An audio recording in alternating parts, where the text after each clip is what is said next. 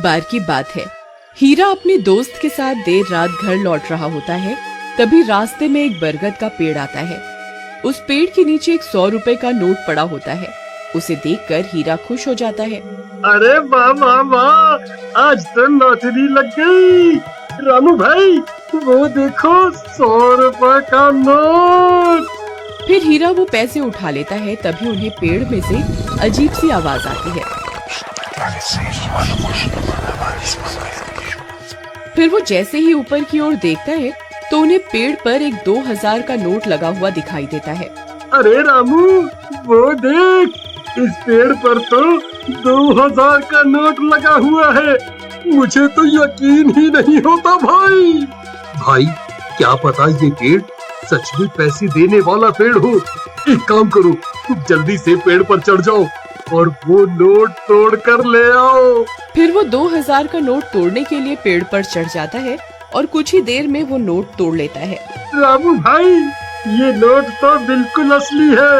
अरे वाह वाह वाह, आज तो मजा ही आ गया। चलो भाई, अब जल्दी से नीचे आ जाओ, कहीं कोई हमें नोट तोड़ते हुए ना देख ले। अब तो हम पार्टी करेंगे। अरे हीरा भाई, कहाँ रह गए? जल्दी नीचे आओ, कोई हमें देख ना ले। अरे हीरा भाई, कहाँ रह गए? नीचे क्यों नहीं उतर रहे? कहीं तुम अकेले ही इन 2000 रुपयों को हजम तो नहीं करना चाहते भाई? तभी हीरा के चीखने की आवाज आती है। अरे क्या हुआ भाई, सब ठीक तो है? अरे यार, क्या करूं, ये तो दिखाई भी नहीं दे रहा। अरे भाई, तुम ठीक तो हो? क्या करूं? हाँ, मुझे ही ऊपर जाकर देखना होगा, ये आखिर माजरा क्या है। फिर रामू भी पेड़ पर चढ़ने लगता है। तभी पेड़ से किसी के गुर्राने की आवाज आती है। रामू वहीं रुक जाता है। आई मम्मी, ये कैसी आवाज है? अरे कमबख्त हीरा, ये कैसी डरावनी आवाजें निकाल रहा है। मुझे पता है, तू अकेला ही इन 2000 रुपयों को हजम करना चाहता है। आई मम्मी, कौन है भाई? अरे हीरा, तेरा नाश मिटे कमबख्त। तुझे क्या लगता है तू मुझे यूं डरा कर 2000 रुपए हजम कर जाएगा? मैं अपने हिस्से के पैसे नहीं छोड़ूंगा। हाँ। फिर डर के मारे रामू वहाँ से भाग जाता है। अरे मर गया रे, भागो रे। सुबह होने पर रामू सीधा हीरा के घर हिस्से के पैसे लेने पहुँच जाता है। ए हीरा, दरवाजा खोल, मैं अपने हिस्से के पैसे लेने आ गया।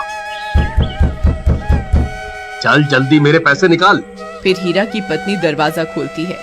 रामू भैया, आप, अच्छा हुआ आप आ गए। ये कल रात से घर पर नहीं लौटे, मुझे बहुत फिक्र हो रही है। आप कुछ कीजिए ना। कहीं ये कमबख्त सारे पैसे लुटाने के लिए शहर तो नहीं निकल गया? नहीं, हीरा एक नंबर का कंजूस है। वो इतने पैसे खर्च करने वालों में से नहीं है। जरूर कुछ गड़बड़ है।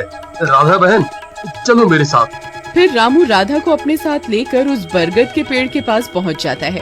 राधा बहन, हम रात को इसी रास्ते से आ रहे थे, तब हमें इस पेड़ पर 2000 रुपए का नोट लगा हुआ दिखाई दिया। उसे तोड़ने के लिए हीरा ऊपर चढ़ा था, लेकिन वापस नहीं आया। तभी कुछ गांव वाले भी वहां पहुंच जाते हैं। फिर रामू सबको पैसों की बात बताता है। अरे भाई हरिया, जरा पेड़ पर चढ़कर तो देख, हीरा भाई वहाँ है या नहीं? फिर हरिया पेड़ पर चढ़ जाता है और बहुत देर ढूंढने पर भी उसे हीरा का कोई नामो निशान नहीं मिलता। भाई, यहाँ ऊपर कोई आदमी नहीं है। ये कैसे हो सकता है?